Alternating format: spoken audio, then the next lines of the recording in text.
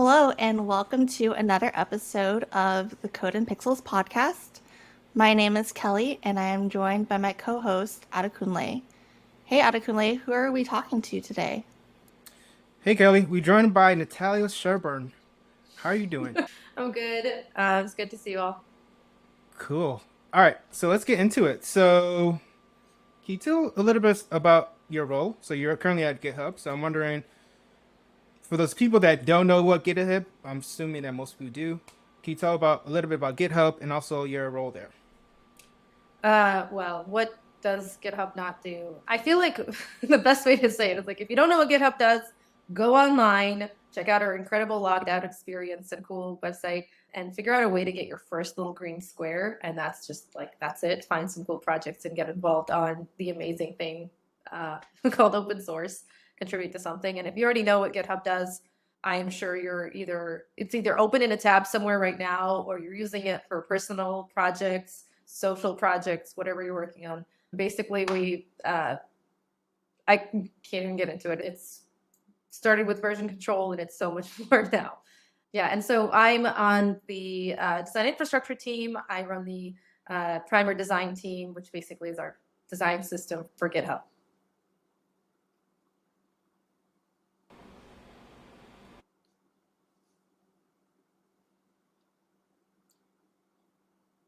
I love saying you're muted. All right, we could cut that out. Sorry. Cool. Yes, that's great. Yeah. So, can you talk about your a little bit about your work history and kind of how you got to GitHub? My favorite way to say it is I took the scenic route to software engineering and design. And, if you go back 10, 15, however many, I'm not, just a few years since I graduated college, I'm going to say how long. I would have never guessed that this is where the journey leads. But I started teaching design. I started with very traditional design class. But as part of that, it always had the digital art, the like internet, all things web design. It was always mixed together like one subject. That's the professional career where it really started, is just design. The personal journey started really honestly the first time there was a computer at my house when I was in second grade, and my dad was like, do not pick up the phone, it'll ruin everything. And I was like, why is the phone connected to the computer? And what? So I would say massive amounts of exposure and being able to play at home and mess with stuff and be incredibly online, and way too young, I guess, but back when the internet was funny and had hamster dance. And then professionally, having the fusion of the things that I really love to do, like psychology, learning about people, learning about art, design, and then really needing to make money with art and design. And so having ways to sell summer camps and classes and everything online, and opening up Dreamweaver and being like, classes for sale, and then escalating wildly into the career I have today. I love it. I feel like everyone's kind of taking the scenic route since it's not like a one direct approach for the stuff we do. But you talked about like the GitHub design system team. Can you talk about more about like the makeup and the different roles you have within the team? Yes. I sometimes think about it as I'm putting on a heist movie where I have this, to think of the cliche, you're like, I got a thing that needs to be done. It is giant, it's impossible. Like, we're cracking a safe, breaking into like, it's just complex stuff. And then you think about like the team I need to assemble. Like, I need an expert in design tokens. I need someone who's really into complex API first design thinking. And I need someone who's just like all in on figuring out what marketing does and making sure that we can support them as well without it all being part of the same like design system for everything else. So like, I feel like everybody on my team, whether it's now or in the past, wherever, has also somehow taken a scenic route, and they've built their strengths and interests into this cool combination where we're together. This quirky cast of characters can put their skills together to accomplish something.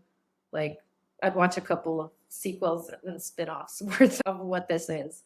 And so it actually, to bring it back to the first question, where it was like, how did you get here? It feels relatable that none of us have taken the straightforward path.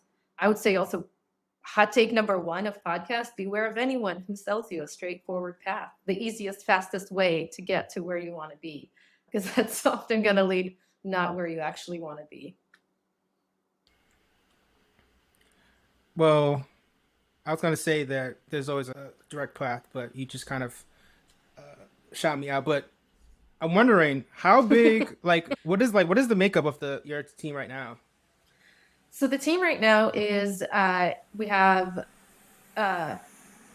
systems designers who are part of the design infrastructure team, who collaborate with the design engineering team. There's a platform UX. Like, we have a lot of specialties inside of the design work, but I think a lot of metaphors to the way that I like to explain it is, so GitHub's mascot is Mona the Octocat, and she has the tentacles. It's like, it's one Octocat, but each tentacle is a pillar of what we do. And that those are it hasn't caught on, but I'm hoping it catches on today. But yeah, we work together with systems designers focusing on design quality, the design API design, of just making sure we have an accessible design system by collaborating with our accessibility design team, which is like right there, Primer Accessibility Design. We're best friends. Working with our design engineers who are in the design org as well, who are making sure that we're building things in an accessible and high quality way. So kind of like my team has a specific cast of characters, then they're all combining with other parts of the design org. It's honestly pretty cool. So you basically tell me that y'all have the Avengers of design Yes. systems. It's extreme. Yeah. Honestly, I'm glad that's coming across, because I always do say, like, people should steal each other's powers by working together and collaborating. So honestly, as a manager, one of the favorite things for me is getting people to work together in a way where they can authentically learn from each other, because everybody is so incredibly talented and so good at what they do. And seeing someone who's both really into something and really good at something is so cool. And getting to collaborate with them and seeing how they approach stuff is, I think, a lot of what motivates me personally, and I hope it motivates others as well.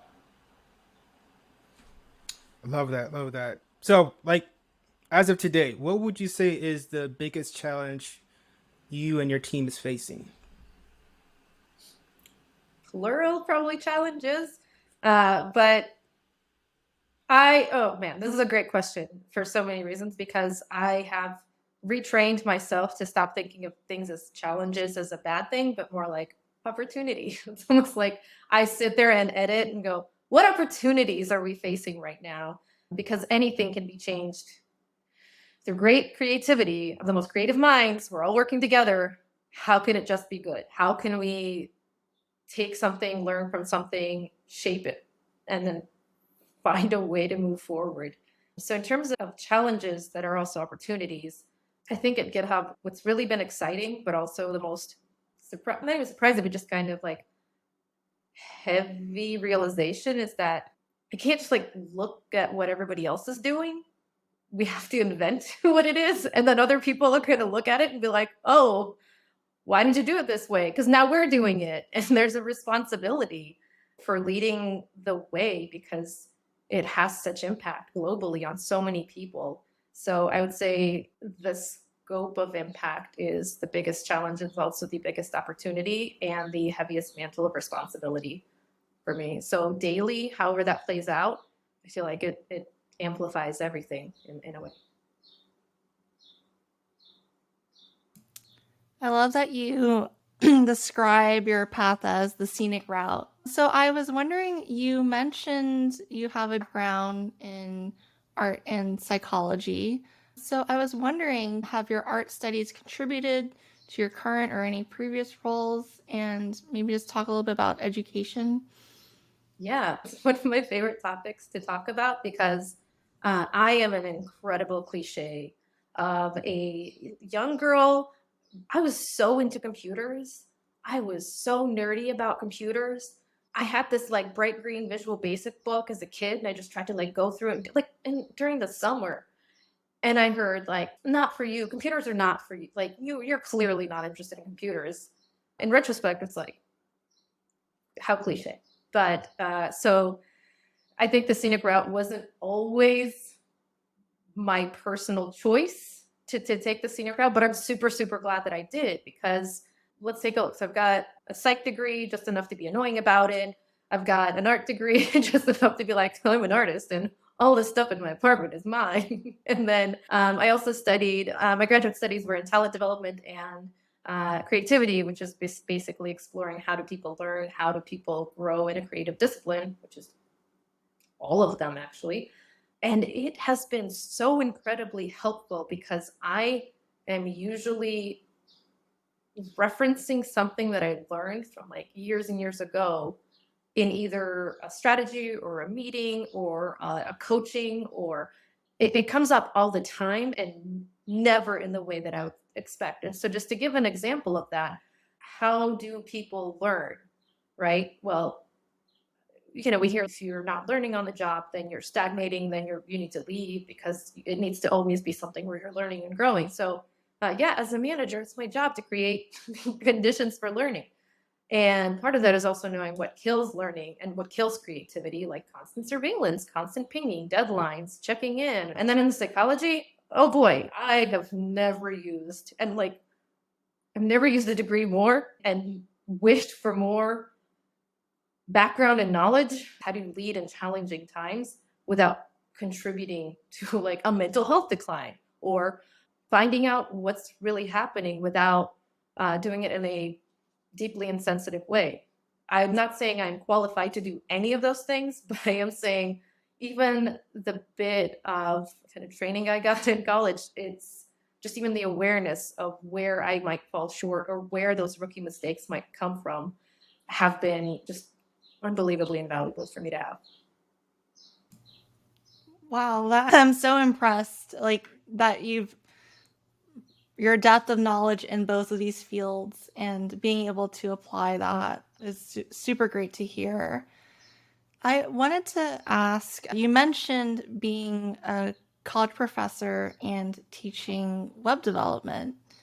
And I was curious, can you talk a little bit about your experience teaching and maybe some takeaways you had from doing that?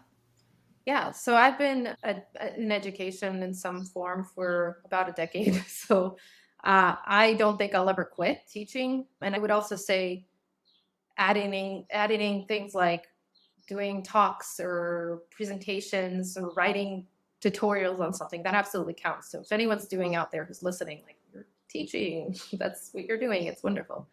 So I was an instructor at Harvard Extension School for a few semesters, stopped doing around 2020 in the spring. And previous to that, I was an art director in a nonprofit. That's where I taught a lot of the design and also ran the community art programs that needed a website, and things escalated from there. But I would say teaching is such an important part of how I approach everything.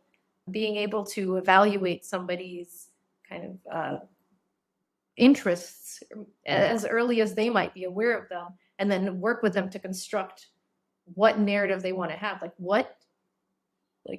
Your role at any company exists to bring it back to the Avengers reference. It's a multiverse. You can have any experience you want to work with a person and see what their strengths are and try to match them up to the opportunities that are available and walk that path with them. Like, what do you want your timeline here to look like? That's pretty much being a teacher in a lot of ways, just playing out in the workplace. So I apply it daily. Yeah, I love that how you talked about like you apply teaching daily, because I feel like it's once you get to a certain level, it's like teaching is like part of that job. And I kind of want to pivot to like from teaching to like leadership. And like I know that based on your resume, you had like both leadership roles in both design and engineering departments. And I'm wondering if you can kind of discuss like the similarities and differences between those two areas. And you can kind of talk about from both like being a manager, but also being like an IC. Mm-hmm. Yeah, I love the confusion. If they're like, wait, where do you land, design or engineering? I'm like, yes. And I actually thought about how do I respond to the questions of people trying to categorize it? Because, like, I'm sure you all get this as well. People are just like, yeah, but like, which one are you? Because you get one. And, my favorite rant to go into is like, why are we called mythical creatures like unicorns if we're able to do two things? Like, I know a lot of people who are really good at more than two things, like three things, four things. I think there was research that keeps getting quoted a lot that says we're all going to have like 8 jobs or 8 careers in our lifetimes now, just because it's so possible to learn and switch. So for me, it's been like, are you asking me what tools I like to use? Are you asking me, like, what are you really asking me? Or like, which box to put me in? I'm not sure where it's coming from. So it just depends on the question. It depends what answer I give. But for the most part, I think my talent is dealing in uncertainty and embracing the discomfort of uncertainty and those interesting intersections. That is a really cool space. And there are a lot of people who thrive in that intersection and in creating the connections, creating the translations between disciplines. And so I'd say, could we come up with a new name for it other than unicorn? Absolutely. Naming is hard, but it's not that hard. Systems designers, design engineers, design technologists, all sorts of stuff. Yeah, I love that how you kind of mentioned that it's kind of like you have to be comfortable being uncomfortable because, like, in most cases, like, if you're in that intersection, people are just like, I don't know. You'd be like, okay, I guess I got to figure it out. So, and then leading to like the next question, I know based on your background and also like your interest in art, psychology, design, engineering, I'm wondering like how do you align those skill sets and your leadership style to kind of fit with inside like the company's goals? Because I think depending on the company, they have like maybe a certain way of doing things, but as you know, hybrids or unicorns, we have like unique ways of like approaching problems and creating solutions. Can you kind of talk a little bit about that?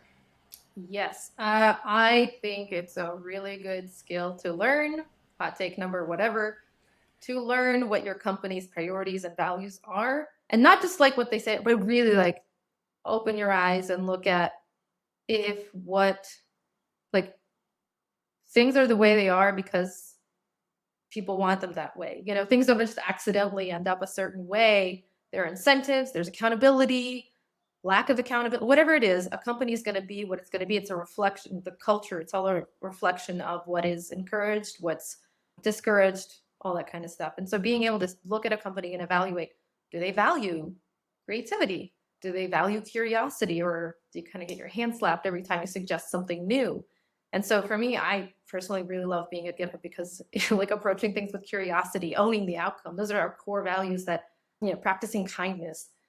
I have a really great alignment with my values and how I like to approach work. If I was at a company that perhaps was like, we like doing things a certain way and they're working just great. Please don't change the process. Don't innovate. They'll be like, no, I'm going to not do so hot over here. And I'm not saying that, there are companies that are doing that right now, but, there might be. So I'm thinking like being able to evaluate uh, as someone who likes that intersection and the unknown and perhaps forging forward and creating a path where one might not exist, but I might see like there's a way here. I feel like anybody who's been at the intersection of design and engineering at some point has heard pick one, you're unhireable. I've personally heard that. Literally, a recruiter was just like, I can't, like, I'm just gonna lose your number because you can't just do both. And I was like, yes, I can. Like 10 years later, like, haha, finally, take that. But yeah, I would say check out the alignment between what is valued and what is, I would say, like rewarded, and curiosity, leading a path forward, being to actually make changes and having the agency to create changes, I think really works great for folks at the intersection. That pick one mentality. I think a lot of what you said just resonates so much about values, aligning your own personal values with company values. So I wanted to ask about, it sounds like GitHub is a great You have an infrastructure team. There's positions around these hybrid roles, obviously. But for, let's say, a person doesn't have that, can you talk a little bit about, why is it important to invest in these types of hybrid roles and infrastructure teams? I love this question because I feel like I used to just make a living constantly pitching for the value of these things. And I'm going to be super rusty because I haven't had to get buy-in and pitch the value of a design system in so long. I'm just happy to be flustered by this question. We've just been at work on it. So yeah, completely flustered by it. Haven't even had to think about it. It's great. No, there are so many different designers out there. There's product designers. There's like research. Like there's so many different ways to be a designer. It takes so many different skill sets to work on a product, especially at scale, all that good stuff. And I'm not going to go into the many different strengths you can build up. There's so many. And I'm speaking specifically to the design system, like an infrastructure team. And having a design system to me means enabling others to be able to make good decisions without being experts, creating and reflecting and collecting the patterns and successful wins in something so that we can just keep cranking those out and so that people can focus their creativity and, brain power on the complexity of problems or finding problems or solving problems that aren't apparent. They're not stuck like changing the border radius on the button for the thousandth time because they have to go through the whole thing again. Like we could just do it once painstakingly in one place. So what's the importance of investing in these things is I don't think I have to like say it. We've seen it. Companies that don't value design, you just kind of see it fall apart, and then like we forget what was that company? I don't know. It's gone now. We don't know what is it. So I think it's critical to the business, and I've been saying that since the dawn of time, and I'm just going to keep on saying that. It's funny because I feel the same way. I've been in systems for so long. I have to remember what's the elevator pitch again. Yeah. Oh my god, I've got metrics money. So, what are some ways to indicate if a hybrid person on your team, how do you measure if they're being successful, or how do you measure the success of the team? Oh man, that's such a loaded question. I don't just measure people. I don't hold that ruler.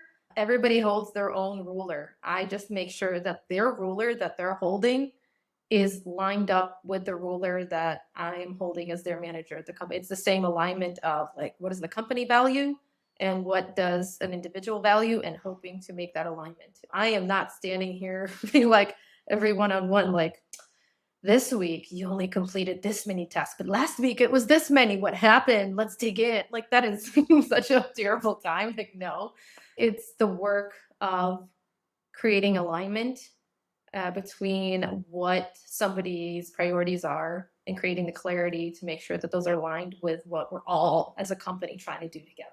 Because again, this is a big thing we have to do. We have to coordinate across teams, across everybody, and making sure we're working at the same kind of cadence and speed and towards the same goal.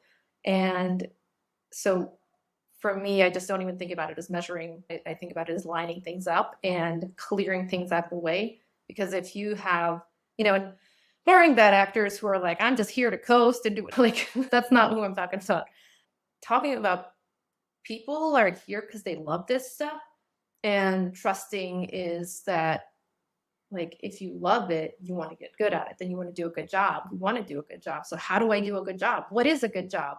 That's for me to help aligned. Like, here's what is a good job on this project, and this project will line up with this. And that's how the evaluation goes. Very individualized, very like, what thing are you doing that amounts to what impact? And then let's write it all down very clearly and save it all up. And it helps that we are a company that values preserving history of things. So great to find that diff for somebody. That is pretty convenient, I have to admit. So, lastly, how can companies support their design engineering teams? in order to remain competitive? Have them exist. So, You heard it. um, That's all you need. yeah, I mean, who can say that historically we've really valued design and engineering collaboration, or have we kind of still been fighting for it, the respect of it, the value of it? I mean, it has to exist. It's just kind of like a fundamental. Like we've seen what happens if people are siloed. Things fall apart. If there's, say, not a handshake between design and engineering, what happens? So, how can invest? If you're in leadership, invest. And if you're the only one who's doing it at a company, recognize that it also has to come from the top. And there has to be value and incentive and reward for people doing this work. And so, one example I can give you, like, what if you work at a company where only the junior developers work on a design system or collaborate with designers, and the only path to promotion means doing more and more full stack or back end stuff? And so not a single senior engineer, or as soon as someone gets skilled up enough, and you create this incentive for them to move away from collaboration, to silo themselves more into a traditional role, then you're never going to get your design system off the ground. So it's got to be like the structures. You can't just coast in on people loving the thing, because at some point people will be like, I got to choose myself, and I'm going to have to work on this other project to do a promotion. I'm sorry, I'm not going to be able to help you out with a design system anymore, or help you out with your designs, or make sure everything's done to the right fidelity. So structures, however it works for your company, to support this collaboration and have multiple pathways for promotion. So it's not like, which one are you, designer and engineer, right? Like it's the same question at the structural level. It's like, how are you creating impact, and how are you helping to do this at all levels? And so it's not like you have to have a career ladder for every single thing, but maybe writing things in terms of, I actually sat on a committee for like a year doing this at the New York Times. It's just like, how do we measure scope of impact? So it's like on your team, between teams, etc., community. How do we measure like the level of contribution? Like you need guided tasks, structured and scaffolded, and then all the way to, can you lead and create and draft initiatives and write strategy moving forward that's actually going to be measurable, observable, and like result in key metrics being met. So total cop out of an answer again of just like, it has to be structural, but kind of. No, I think you're right about that. It's like basically setting up people for success, because especially with this role, people don't know half the time what we're doing. So it's kind of the case where it's like having that necessary structure to kind of like making sure that you're building things, but also be able to like measure it, which is always hard. So to kind of close out the episode, let's say I am a designer or engineer and I want to kind of be like this unicorn, but I don't know where to start. What is one piece of advice you would give them? Oh man, this is a question I've had a lot of times.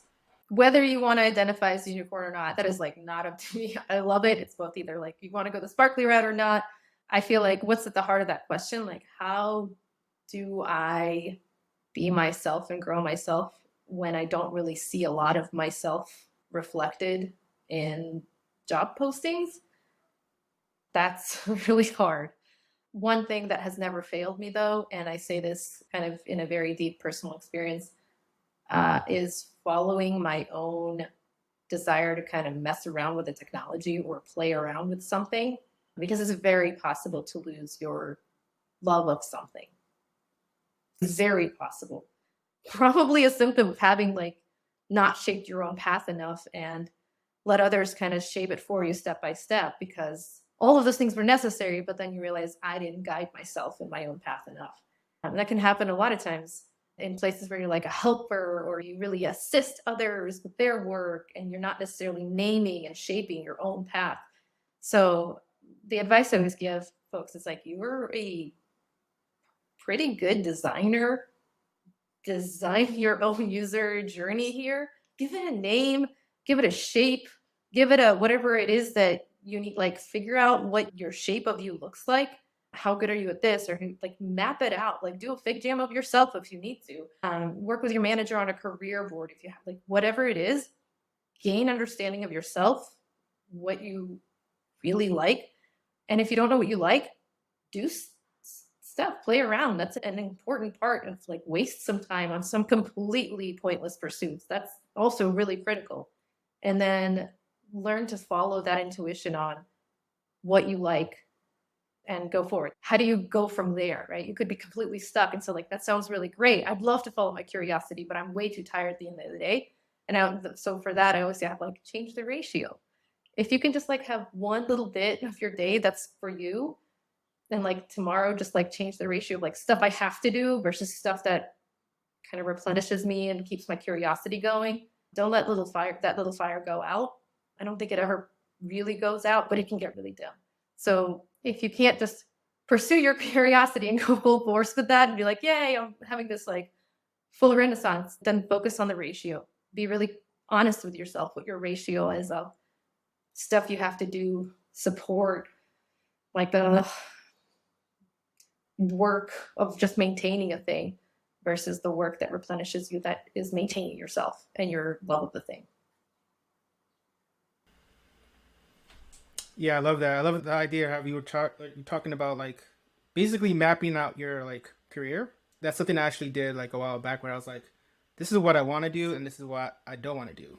Anytime someone was like, oh, you want to do this thing? And I was like, I don't want to do it. I just say no. And it was like super, it was like very powerful, but also like you're not going to know until you kind of go through that exercise yourself. So I think that's a great piece of advice. Cool.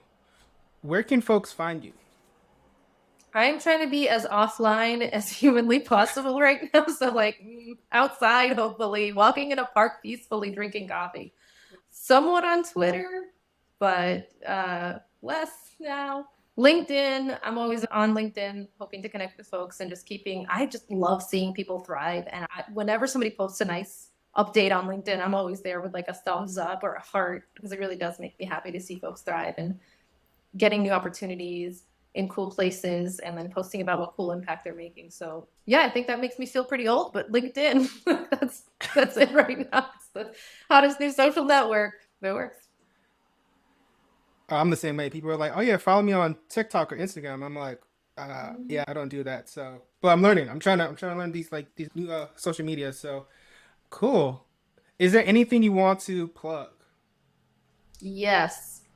I had all these like ideas, like do, like some encouraging message for something, but I'd probably say like going outside. I just spent a week off for my birthday and I was just hiking and being outside, and I just feel like I came back online on Zoom. I'm like, do you all know outside is fantastic? It's great. We should go outside more, do walking one-on-ones, and I'm trying to not have my energy just like everyone's like, yeah, cool. You went outside for a week. That's really great. You were just outside all day. That's fantastic. But genuinely, balance in all things is really important. Even when you're doing something really exciting that you really love and you hit the flow state every day, pause, still keep that balance, because the flow can turn into a torrent of, oh my God, like I lost track of time.